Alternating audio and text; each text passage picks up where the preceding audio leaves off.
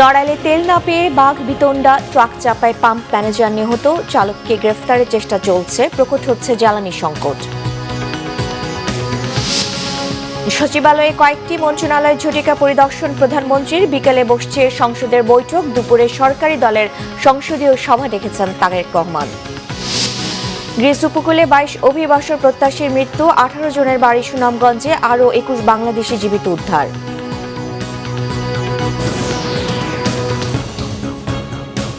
দেখছিলেন crown cement সংবাদ শিরোনাম। নড়াইল তেল না পেয়ে তানভীর ফিলিং স্টেশন পাম্পের ম্যানেজারকে ট্রাক চাপা দিয়ে হত্যার অভিযোগ উঠেছে চালকের বিরুদ্ধে। শনিবার রাতে সদর উপজেলা তুলারামপুর রেল সেতুর নিচে এই ঘটনা ঘটে। এই ঘটনায় নিহত ম্যানেজার নাহিদ সর্দারের সহযোগী জিহাদুল মোল্লার অবস্থা আশঙ্কাজনক।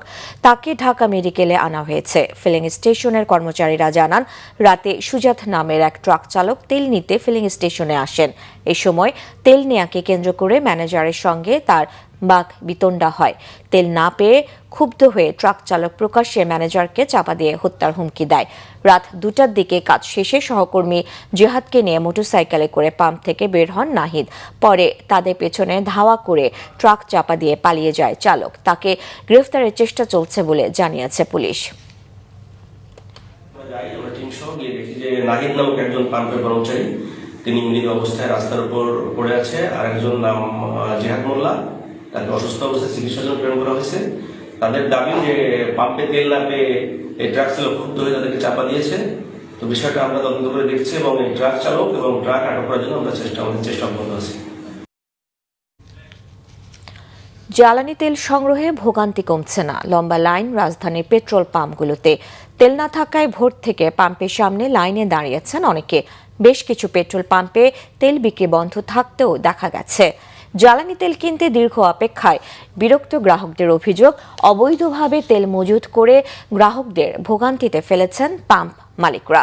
অন্যদিকে পাম্প সংশ্লিষ্টরা বলছেন, ডিপো থেকে কোটা পদ্ধতিতে নির্দিষ্ট পরিমাণ তেল সরবরাহ করায় তা দিয়ে গ্রাহকদের বাড়তি চাহিদা মেটানো সম্ভব হচ্ছে না। দর্শক, রাজধানীর আসাদ গেটে আছেন সহকর্মী মামুন আব্দুল্লাহ, সরাসরি যুক্ত হচ্ছি তার সাথে। মামুন, তেলের জন্য লাইন কেমন দেখছেন, গ্রাহকরা কি বলছেন?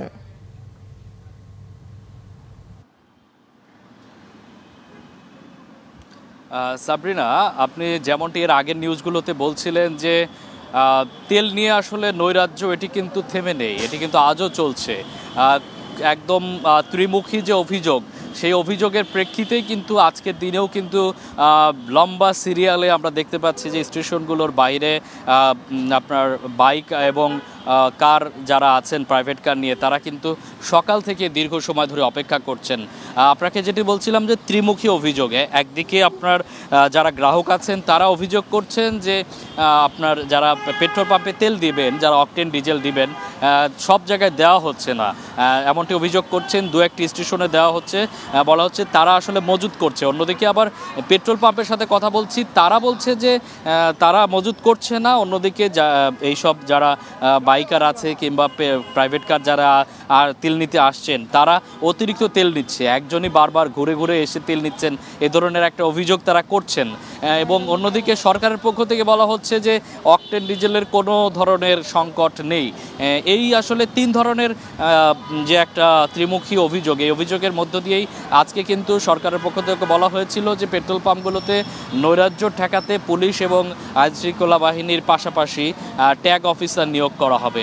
এবং আমরা বিভিন্ন পাম্পগুলোতে ঘুরে দেখেছি, এখন পর্যন্ত কোনো ট্যাগ অফিসার আমাদের চোখে পড়েনি, তবে কিছু আইনশৃঙ্খলা বাহিনীর সদস্যকে আমাদের চোখের সামনে আমরা দেখেছি, তারা নৈরাজ্য ঠেকাতে এসেছেন। কারণ অনেক ক্রেতারা আছেন, ক্ষুব্ধ হয়ে আছেন, তারা বলছেন যে আমার বাড়ির পাশে সেদিকে কোনো তেল দেওয়া হচ্ছে না, কিন্তু অনেক দূরে এই যে আসাদ গেটের এখানে আপনার একটি পাম্পে তেল দেওয়া হচ্ছে, বলছে তাহলে এরা আসলে তেল কোথায় পেল? এ ধরনের আসলে ক্ষোভ থেকে কিন্তু এক ধরনের নৈরাজ্য সৃষ্টি হতে পারে। এজন্য আমরা দেখেছি আইনশৃঙ্খলা বাহিনীর সদস্যরাও কিন্তু এখানে বেশ মোতায়েন আছে। তো সাবরিনা, এই ছিল আমার কাছে তেল পাম্পের সবশেষ খবর। মামুন, আপনাকে ধন্যবাদ। বিভিন্ন মন্ত্রণালয়ে আকস্মিক পরিদর্শন করেছেন প্রধানমন্ত্রী তারেক রহমান। সকাল 9টার কিছুক্ষণ পর সচিবালয়ে যান প্রধানমন্ত্রী। গাড়ি থেকে নেমে নিজ দফতরে না গিয়ে হেঁটে যান 6 নম্বর ভবনে। সেখানে তিনি বিদ্যুৎ, জ্বালানি ও খনিজ সম্পদ মন্ত্রণালয় পরিদর্শন করেন এবং কর্মচারীদের সঙ্গে কথা বলেন। এভাবে ভবনটির 6ষ্ঠ তলা পর্যন্ত মৎস্য ও প্রাণী সম্পদ, পানি সম্পদ, নারী ও শিশু বিষয়ক এবং প্রাথমিক ও গণশিক্ষা মন্ত্রণালয় পরিদর্শন করেন প্রধানমন্ত্রী। এরপর 5 নম্বর ভবনের গৃহায়ন ও গণপূর্ত এবং 3 নম্বর ভবনের বাণিজ্য এবং স্বাস্থ্য ও পরিবার কল্যাণ মন্ত্রণালয় পরিদর্শন করেন। সচিবালয়ের বিভিন্ন ভবনে অবস্থিত অন্তত 8টি মন্ত্রণালয় আকস্মিক পরিদর্শন শেষে ফিরে আসেন মন্ত্রিপরিষদ বিভাগে। সেখানে কৃষক কার্ড সংক্রান্ত সভায় সভাপতিত্ব করবেন প্রধানমন্ত্রী।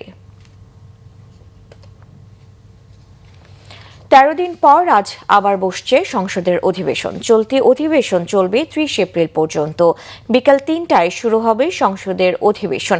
এদিকে দুপুর 1:30টায় সরকারি দলের সংসদীয় সভা ডেকেছেন প্রধানমন্ত্রী তারেক রহমান।